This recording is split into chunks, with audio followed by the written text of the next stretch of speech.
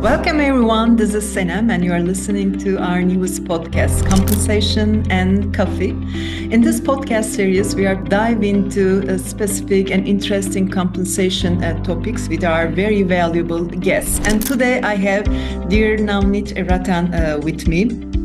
Welcome, Navneet. Do you have your coffee with you? Thank you, Senem. Yes, I've got Okay, the coffee with perfect. me. Perfect. You shared the brief, so right here with it. Okay, perfect. I'm sure we will have a nice session and a very interesting conversation today. But before we start, I want to explain the agenda of the day.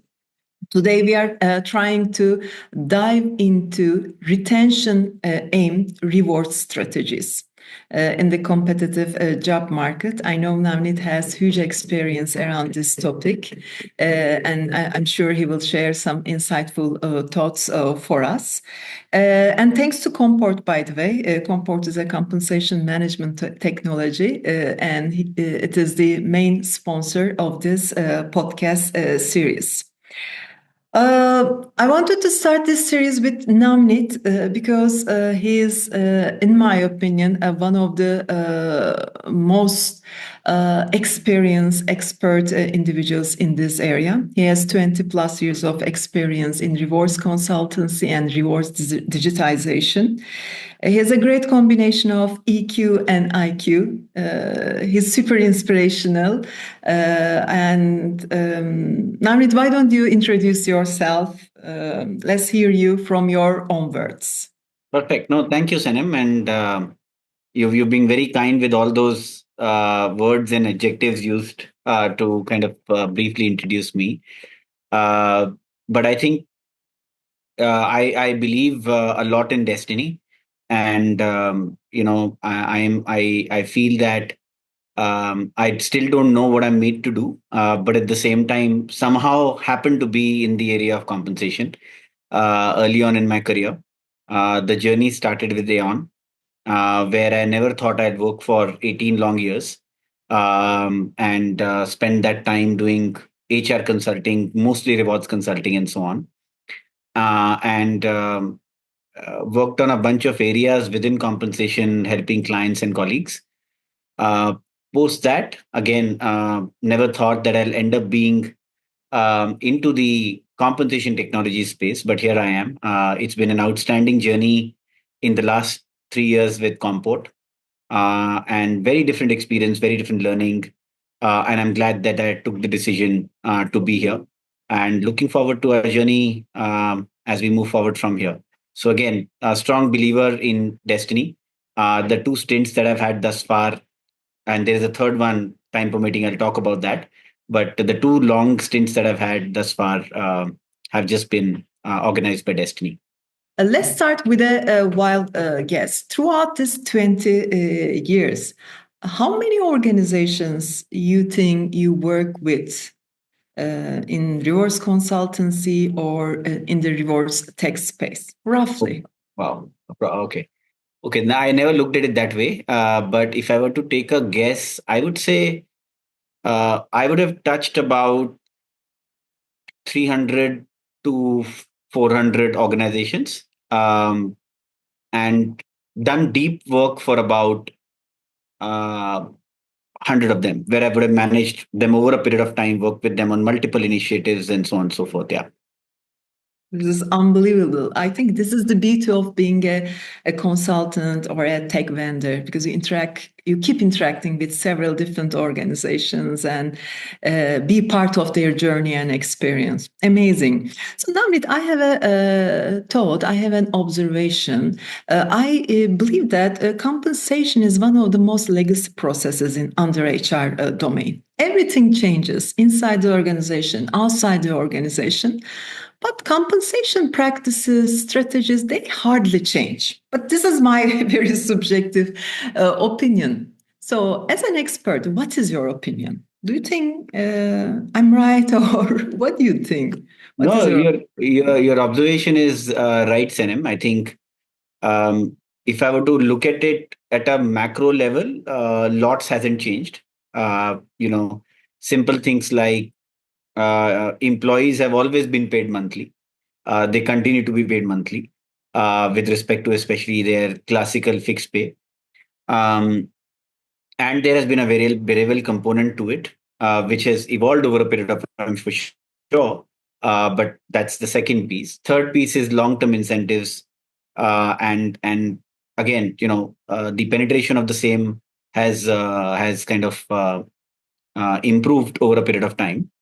But those are the classical processes that have been, and looked at it in a manner where you look at classically the employee's profile, and you look at the role, and then you look at the performance and basis that you are able to decide what needs to be paid where, and so on and so forth, right?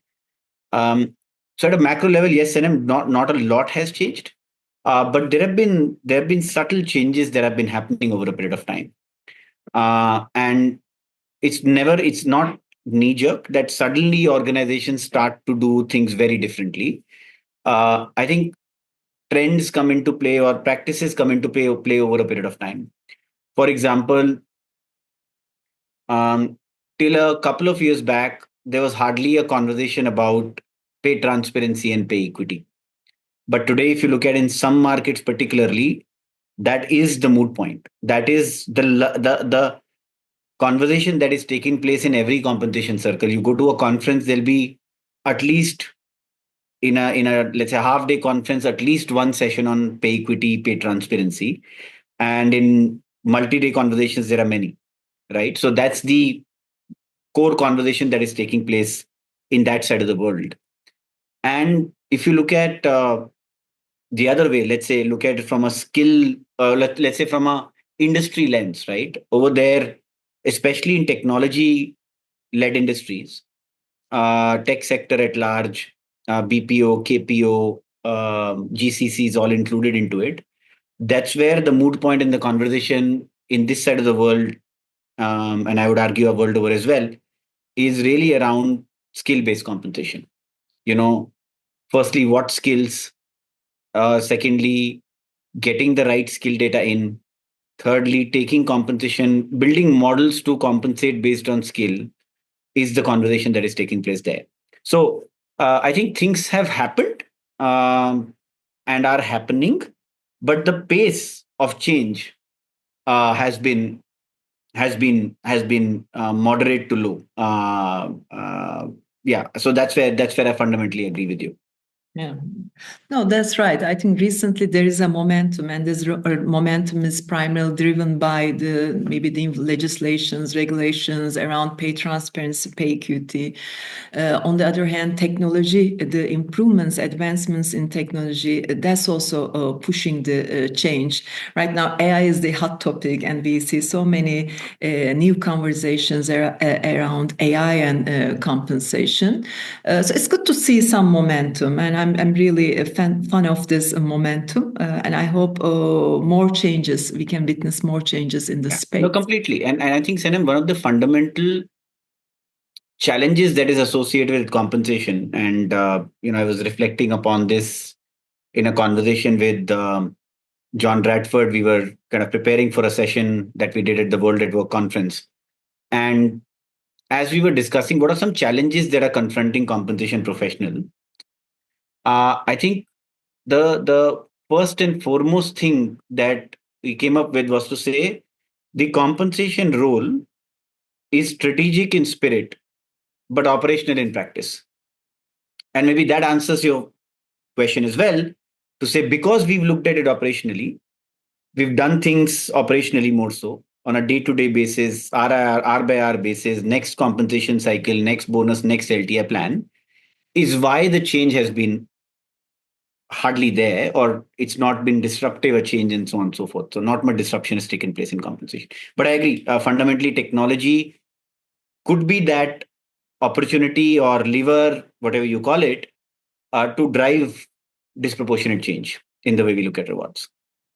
Perfect. And it's good that you reminded me that conversation you had with John Redford during the World at Work event. And I know you are thinking a lot about the future of rewards role, compensation role, and you foresee some changes in the role of a rewards professional. Would you like to highlight a couple of those changes that you expect in this role? One could be on the hard skills that are required for the role, and the other could be the soft skills that are required for the role, right? So, a couple of examples in each potentially could be, let's say, on the softer side, behavioral side, or these competencies. We have things like problem solving as one of the things that we should look at, right? To how do we problem solve?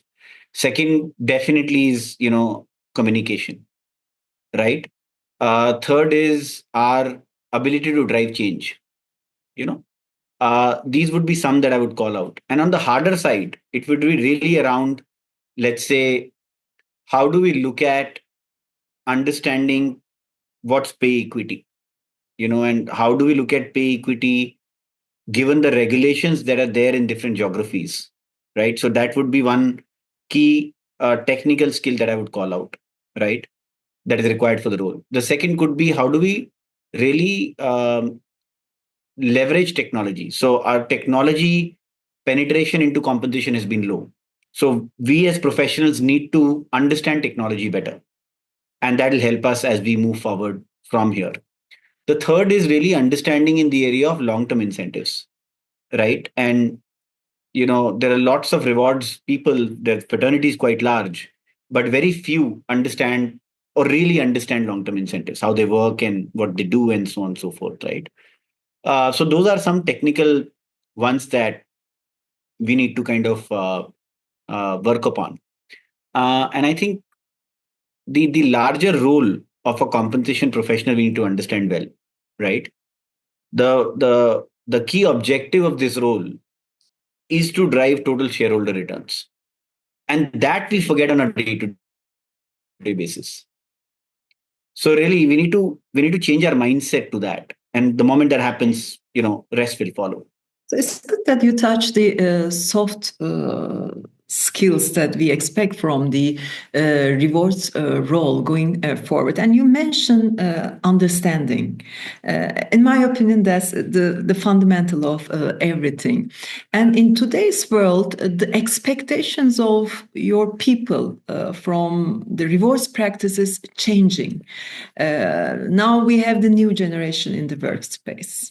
They have a different, way of working and thinking. They have different likings. So we can, give some other examples. But how should we, as rewards professionals, have better understanding about the needs and expectations of our workforce from the rewards domain? Yeah. Yeah. So I think, first of all, when you're looking at your compensation strategy, your philosophy, when you're articulating the same, we need to understand what business are we in, right? Because at the end of the day, everything needs to be linked to the kind of business you are in, right? A manufacturing business is very different as compared to a IT services business. As an example, the difference in the cost of labor as a percentage to revenue is vastly different in the two industries. Manufacturing can be anywhere between 2% going up to 10%. If you look at different industries within manufacturing, it's very different as well. But broadly speaking, that's the range that we talk about: consumer, life sciences, auto, those kind of industries. And on the other side, when it comes to IT services, it really is between 50 to 70%.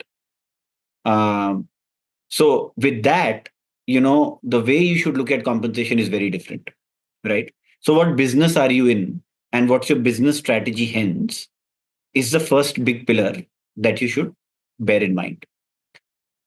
The second is really around, I would say, talent, right? To say, if we are in this business, what are our talent requirements? What kind of talent do we need to deliver the business that we are in, and the strategy that we have? To deliver to a strategy, there is a talent required, right? So, what talent do you need? Hence, is the second pillar. And the third really is around what your talent strategy is. How will you attract the talent? And how would you retain the talent over a period, or how would you reward or how would you measure performance? How would you reward for talent comes later, and then manage this talent pool over a period of time. So talent strategy becomes the third pillar. And the fourth pillar really is around the reward strategy. So, in line with the three pillars comes the reward strategy to say, okay, given business strategy, talent requirements, talent strategy, what should be a reward strategy be? The problem is we always start with reward strategy. We don't go into the value chain to really understand what my philosophy should look like. I think if we do that, the overall return on investment for the organization and as well as the outcome in terms of employee experience and employee attraction and employees retention would be far better. Yeah, I fully agree with that. And thank you for highlighting those four pillars, Navneet. Only 39% of companies, they are able to match their rewards strategy and practices with the employee preferences. In my opinion, this is such a low ratio. I mean, today in any business, in any domain, you understand your customer first, and then you build things accordingly to match their preferences and expectations. I think in the rewards domain, we are not so great at doing this. Correct. So how can we get better in matching our employees' preferences while designing a rewards program? Two comments on a lighter note. One is that I think the survey that you researched that you went through, I think only a lot of those companies participated that have baked in employee preference is why the number is 39%. Frankly, one other report that I referred to, and it was a while back to be honest with you, the percentage of organizations was about 20%, right? So maybe more companies that already are baking this in responded to the question is why the numbers are different. And secondly, I'm yet to um, go through this myself as an employee, right? And to say, in the last 20 years of my career, nobody asked me what my rewards preference is.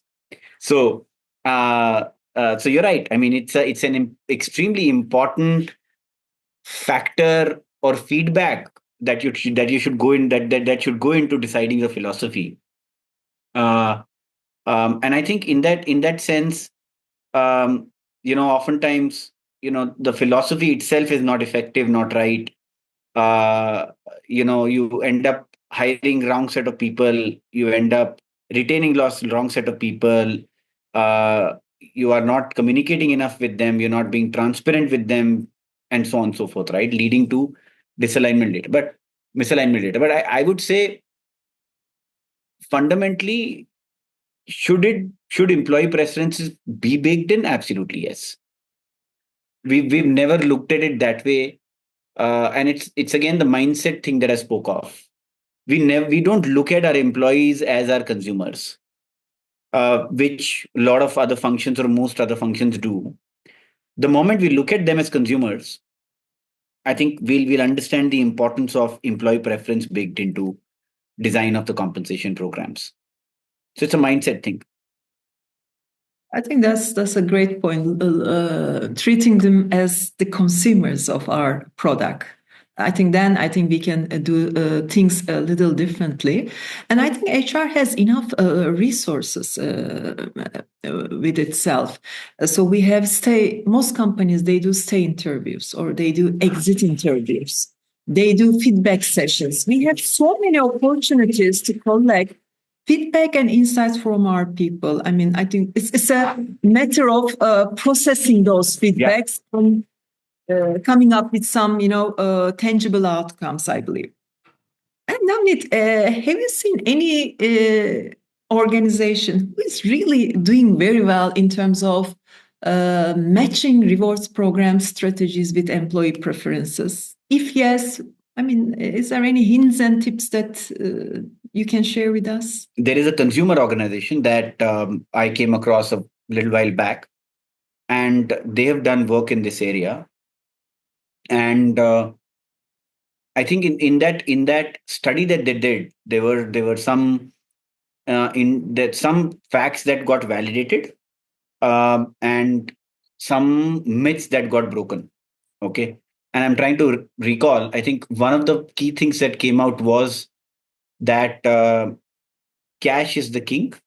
So everybody prefers more fixed pay as opposed to more benefits.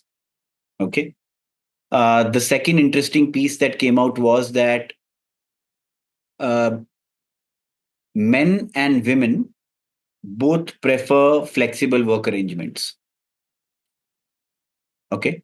Uh, the third was that career opportunities and learning and development opportunities are extremely critical and core to rewards that got validated further. Um, there was another piece really that was around, if you look at it by life stage, right? To say, if you're early in your career, broadly speaking, to mid level to at senior management levels and so on and so forth. Across the board, the folks are looking at career advancement. Okay, across the board. It's not that the younger people need more learning and development opportunities and career opportunities, even senior management does. What it means is very different, of course, right? What they go for, etc., is very different, but nonetheless, they're looking at it that way. And from a benefits perspective as well, um, if I break it, like look at it, and there were cuts around benefits by life stage. I think there was variance naturally there. The kind of benefits that your junior management needs versus middle management needs versus senior management are different. Um, but at the same time, again, by gender, there was no difference between the kind of benefits that uh, employees really need. And I think that this particular organization has taken it on as a journey. That's the important piece, right? One is just doing the study. Second is how do you execute? How do you take um, meat from the study and actually put something into implementation? That's where success is. So one of the things that they looked at doing was launching flexible benefits to begin with. To say, can we make some part of some of our benefits flexible in nature, and employees can really choose from a bouquet of benefits that are there, and there'll be some others that'll be fixed and that'll remain, and so on and so forth. That was one of the key actions that they really brought out.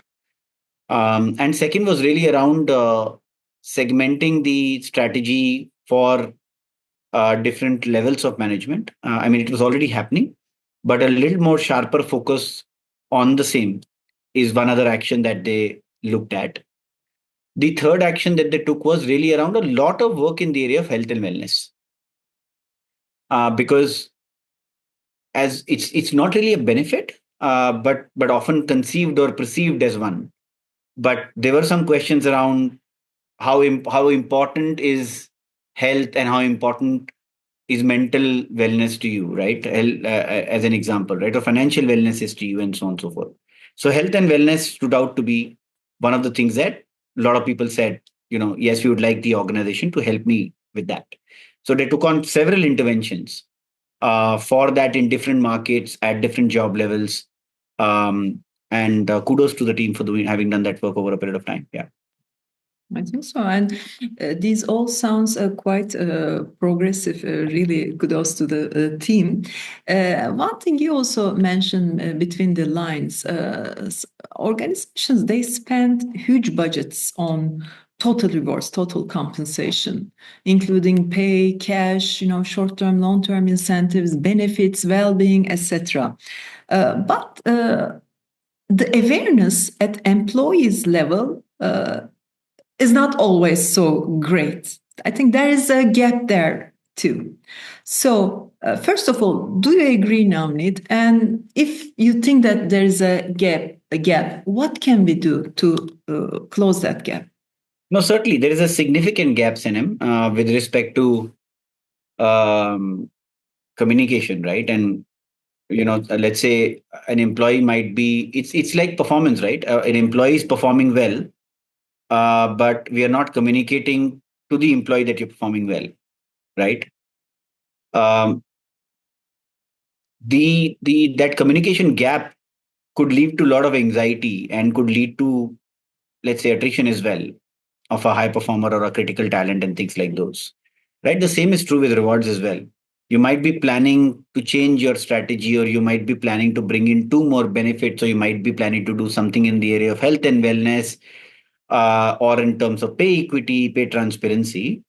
Unless you communicate it well, or communicate not in a just a final outcome, but also the journey, the satisfaction would be far lesser. Or in other ways, as you're looking at your next increment cycle or your next bonus cycle, if you don't share the principles around which you've designed the same, and just communicate the outcome to say, here is the grid that we're looking at this year without any business context along with it, you'll only go that far in terms of effectiveness with respect to communication and hence satisfaction towards rewards as well. So, communication is a great lever, extremely critical lever, and I think you called out as well, in the transforming or changing role of a rewards professional. One of the softer skills that we need to work on is communication and storytelling. That itself could change the game. Now, to address the second part of what you said, Sanam, the way we should look at communication is to say, firstly, define what needs to be communicated. Secondly, why it needs to be communicated. Thirdly, who do we need to communicate it to? Fourth, when do we need to communicate it? And lastly, how do we need to communicate it? That makes it holistic in nature, because you want to send different messages to different cohorts of your talent, right? What may be applicable to a function or a business, given the context in that function in business, might not be applicable to another. Or what you want to tell your senior management, senior leaders, versus what you want to tell your junior management, very different, right? And timing is very critical as well, as I said, and the modes of communication, right? Today, a classical town hall might not work as well, or a presentation being sent or an email being sent might not work very well, but a short video could work very well with a small message in it and so on and so forth, right? So, the mood is also extremely critical, uh, from that perspective. And the other piece is, we should build a culture of communication, and hence it's not it's not it's not to say we've done the communication and that's about it. I think it's a journey. As you're starting on with this journey, you might want to share very little. Sharing too much at one go might not even work well, right? But you prepare a journey to say, okay, now we're starting to communicate a lot more. We'll share uh, limited information first. We'll see how it goes, or we will share it with a cohort of talent. We'll see how it goes. So, building a compensation, building a communication strategy around total rewards is extremely critical. Is the point I'm trying to impress upon. And also, I mean, employees' preferences about rewards are quite personalized. So I think we acknowledge that the communication should be personalized as well. So I fully agree with you. These big town halls or vast communication channels, they won't serve the purpose. We need a more personalized way of communication. And thanks to technology, I think today we have, with the power of technology, we have so many tools in place to help the companies to run this communication work effectively. And when we talk about Navneet strategy, it's in general quite intangible and vague. And when we push ourselves to change a strategy, it can be sometimes hard to explain or measure the outcomes of this change. And I think sometimes because of that, we hesitate to, rework on the strategy. So to the rewards professionals, to the HR professionals, what can you recommend in the measurement part? So, if we are to implement a strategy, how can we make it more measurable? And what all instruments we can use to measure the impact? Yeah. No, that's a great question, Senem, and thanks for asking that. We as compensation professionals look at outcomes for everybody and the impact of people when we look at their performance and how much should be given as a reward and so on and so forth. We should all, ourselves focus on driving the outcome based on any rewards design that we might do and so on and so forth. I think so. From that perspective, I would say at the beginning, again, what's the purpose of a compensation role? I think that should be kept at the heart and center. And the purpose of the compensation role is to drive total shareholder returns very clearly, right? So from that perspective, the KPIs are not very different than the KPIs that broadly each and every HR role really drives. So, firstly, are you able to attract the right talent? So maybe we should measure how many offers have gone and what's the acceptance rate. And out of that, how many offers got declined because of compensation, as an example. But again, rather than doing this analysis at a surface level, you need to really go deep, because maybe the profile that you're looking at hiring was already senior or equal to the role that we had here, and hence your ability to pay wasn't there, and hence it's more a talent acquisition problem than a compensation problem that the person did not join because of compensation, right? So it's all interlinked in many ways, but still I would argue that if offers are getting declined because of compensation, then something needs to change. So compensation offer acceptance rate could be one. The second could be retention rates as well. You know, what kind of attrition are we seeing? And again, go deeper into it. You know, who's leaving? Why are they leaving? Is there something to do with compensation there or not? If your high performers, your key people, your successors are leaving and leaving because of compensation or as a secondary factor or tertiary factor as well, then from that perspective, something is not right for that segment of your population. That would be another example of the same. Third would be employee satisfaction and rewards. Now, if you do engagement surveys, compensation is one of the areas that is always, scores the lowest in terms of satisfaction. That will always happen because there is a perception, there is a point of view that everybody has with respect to compensation. But still, see that score over a period of time. Is that improving or not? If it's remaining the same, it's not good enough. If it's improving, that's where success is. And even, to say that what's the return on investment that I'm making on compensation? That's the other piece. Like all of this is great that you're able to hire people, you're able to retain people, your satisfaction is going up. But what's the return on investment with respect to compensation should be at the heart and center of everything. I think great hints to make strategy change and execution more measurable. I think this will give, more confidence to the, listeners. So I have one final, rapid fire that I want to run with you, Navneet. Are you ready? First of all, let me ask. Okay, now I'm going to present a flow rewards strategy to you, and you will have 30 seconds to fix it. Is that okay?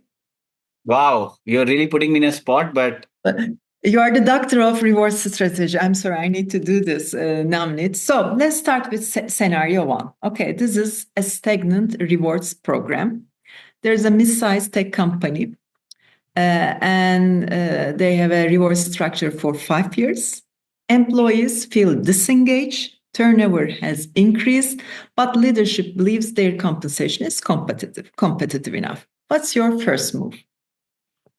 well, I would, my first move would be a deep diagnostic to really go in and understand what's happening out there. So I would want to firstly check all the information data that is available, because data says something. So I would want to check, where the benchmark is and where are people standing with respect to the benchmark is one of the things that I'd focus upon. Second, I would look for trends on performance. Are performance and compensation linked in the right way or not? And at the same time, I'll study pay equity. That's the next thing I would do. I would also like to do some focus group discussions with HR business partners, with um, talent management leaders, as well as with business, and then with employees as well, to really understand where the gap is, or the slip between the cup and the lip is.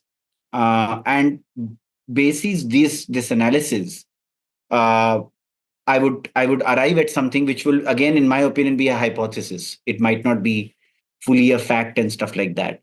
So I'd say deep study to begin with, because again, some of these problems uh, are there, but they might not be purely or only be compensation related problems. As I said, there is a lot of perception around compensation. There is a lot of that everybody has a point of view on compensation, right? So, from that perspective, it's important to go deep and do a root cause analysis first before preparing an action plan. So, I'll not jump to an action plan at all. So, I took more than 30 seconds. And if I were to Yes. uh, close with a quote on this one, the common link between compensation and or economics and compensation is scarcity. Okay, so whatever said and done, the resources with respect to compensation are scarce, and hence there is never enough of anything to give it to those who want it. So we'll always see this back and forth challenge between people and compensation teams and HR teams and as well as business around how much is enough. Mm. Perfect. Now let's move to two. This is about a misaligned recognition system, a retail company. They have a rewards program focus on tenure, primarily on tenure. But they have newer employees. They are hiring quite much, and these newer employees feel unrecognized, and they are leaving within a year. So, what is your quick fix here? If recognition is only or the only recognition program in the company is linked to tenure, then I think a lot needs to change, right? So uh, I would actually go out there and again start with deep listening uh, to understand what do employees expect in terms of recognition. How will one want to be recognized? Um, and I would also want to link it to the larger culture in the organization and the competencies that are there in the organization to link the recognition programs to these two key tenants as well, right? Um, and I would not jump the gun and stop the legacy recognition program. Maybe that gets retitled to tenure based recognition program or some long service recognition program and things like those. But I would like to build a recognition framework that is holistic in nature, and it touches the business far more as opposed to just something that is tenure linked. And by the way, a tenure linked recognition program um, can be detrimental to the success of the company. By the way, I must call that out, especially in a retail context, because you end up paying more for the same role in a retail industry oftentimes, um, especially at the frontline level. The role doesn't change, the compensation keeps going up year on year. And if you're further recognizing that in terms of a long service, then we're sending the wrong message out to employees. But I'll still not retire that program. I'll keep it separate and maybe phase it out over a period of time, but conceive a new one altogether. Okay, okay, great. Thank you for the insights. But it's not over. There is one more scenario I want to share with you. This is about a global company. They offer fantastic benefits, but employees don't use them because they're not fully aware of them and they don't know how to utilize. So, what will be your solution? So you're saying that they have a lot of benefits in place, but the utilization on the benefits is low. Yeah, because the awareness is not Okay. sufficient. Okay. So the immediate knee jerk or a quick fix, if you're looking for a quick fix, could be communication. But I would tend to also argue that maybe the benefits that are there in play aren't the right set of benefits,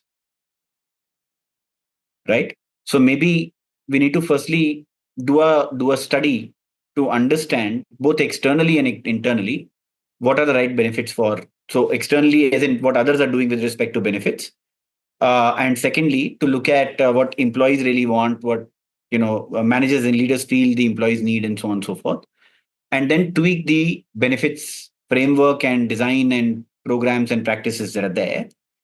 But maybe a smaller or easier step to take could be communication. And again, the framework that I earlier suggested for communication should be the framework followed here. And the mode that through which we communicate, to who it goes to, when it goes to, etc. Extremely important. Repetition will be extremely important as well. And putting some hard facts on the table, numbers on the table would be could be very useful to say, here is the amount of money that we spend on benefits. However, the utilization rate is 10%, which means we are overspending by 90%. So, create a bit of noise for effect around this, right? So that's how I'd go about it. Navneet, thank you so much. I think this was quite inspirational and insightful, as usual. When I am talking to you, I learn a lot. And thank you for sharing all these thoughts in a very structured, clear, well articulated manner. I'm sure everyone will find it quite helpful. So now, but time is up. We are at the end of our session. I